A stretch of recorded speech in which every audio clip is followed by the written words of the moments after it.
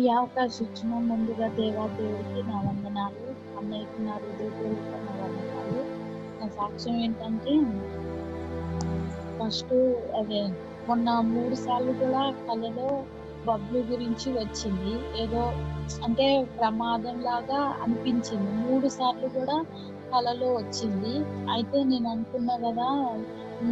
ఏమైనా ప్రాబ్లమ్ ఉందేమో అని దేవుడు ముందుగానే మేల్కొల్పుతున్నాడేమో అనేసి నేను బబ్లు కోసం మధ్యాహ్నం కన్నీటితో ప్రార్థన చేసుకున్నా. దేవా నా కుమారుడి విషయంలో యేసయ్య ఏ ఆపదున్నా తీసివేయి ప్రభా అని దాన్ని నిర్లక్ష్యం చేయకుండా నేను కన్నీరు కార్చుకుంటూ అర్ధగంట సేపు నేను ప్రార్థన చేసుకున్నప్పుడు నిజంగా శుక్రవారం 12కి అన్న మెసేజు అసలు చెప్తాడు అనుకోలేదు. కానీ అద్భుత రీతిగా అన్నయ్య అదే మధ్యాహ్న సమయంలో చెప్పాడు.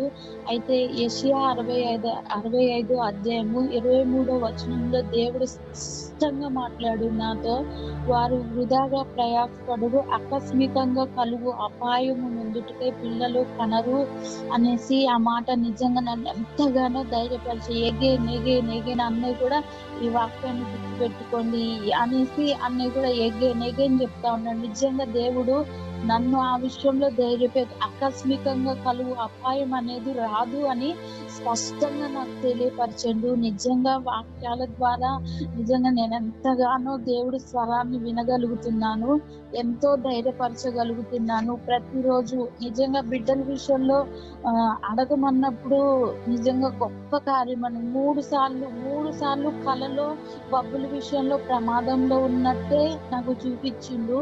నాకు అసలు అర్థం కాలేదు. ఫస్ట్ భయం వేసింది. కానీ మధ్యాహ్న సమయంలో ప్రార్థన చేసుకొని అన్న వాక్యం విన్నప్పుడు యెషయా 65 అధ్యాయం ద్వారా చక్కగా దేవుడు నాతో మాట్లాడాడు.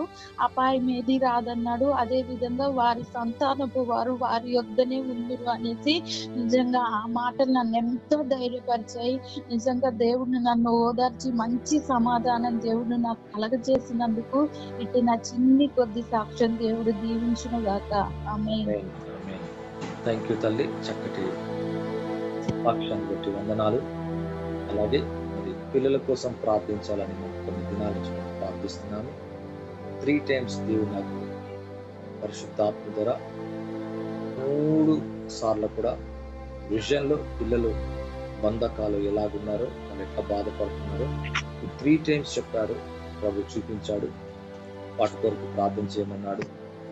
అలాగే బిలో 15 years నుంచి బిలో చాలా విషయాలు చూస్తున్నాం. అందరూ కూడా తెలియకుండానే ఇప్పుడే అందరూ కూడా కొన్ని విషయాలు చెప్పుకున్నారు, ప్రార్థిస్తున్నాం. అలాగే మధ్యాహ్న కాల సమయంలో కూడా ప్రవచనాత్మకమైన సందేశం గుర్తుపెట్టుకోండి. నేను మాట్లాడుతున్నట్టే ప్రాఫిటిక్ వర్డ్ అంటే ప్రవచనాత్మకమైన సందేశం అంటే దాని అర్థం ఏంటంటే ప్రభు తన ఆత్మ ద్వారా మీ గురించి చెప్పు అనే దాన్ని చెప్పటమే ప్రవచనాత్మకమైన సందేశం.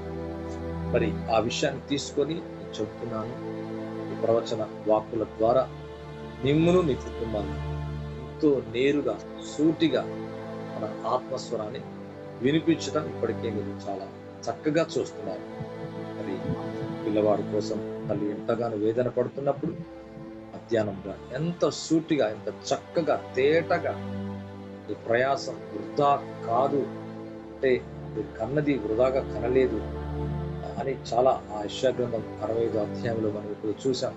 చక్కటి విషయాన్ని చూసాం. చాలా చాలా ఆనందం నాకు కూడా కలిగింది. కాబట్టి మంచి విషయాలు మాట్లాడుతున్నాడు. ప్రభు వారి కుటుంబాన్ని జీవితాన్ని దీవించునుగాక. పిల్లలు ఎవరు కూడా మన పిల్లలకే కాదు ఎవ్వరికి కూడా ఏ కీడు ఏ హాని ఎటువంటి భయము ఎటువంటి అనారోగ్యం ఆకస్మికంగా కలగకుండాక దేవుడు ఆ కుటుంబాన్ని తన గాయపడిన హస్తంలో భద్రపరిచి ఆశీర్వదించుగాక. Thank you. God bless you. రైతుల తల్లి. ఆమేన్.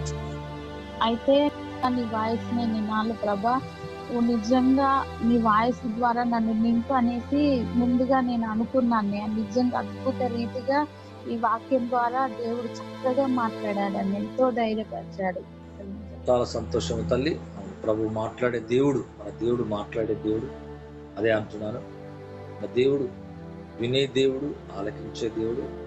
మన కన్నీరు కార్చినప్పుడు మరి ముఖ్యంగా తిరిగి మనకు వెంటనే ప్రత్యుత్తరంగా మాట్లాడే దేవుడు. కాబట్టి కన్నీళ్ళు విడిచినప్పుడు కన్నీళ్ళు వృధా కావు, దుఃఖం వృధా కాదు, మన ప్రయాసం వృధా కాదు.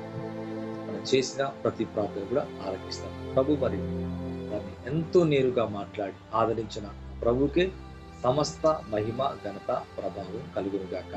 థ్యాంక్ యూ తల్లి. God bless you. Praise the lord. Amen.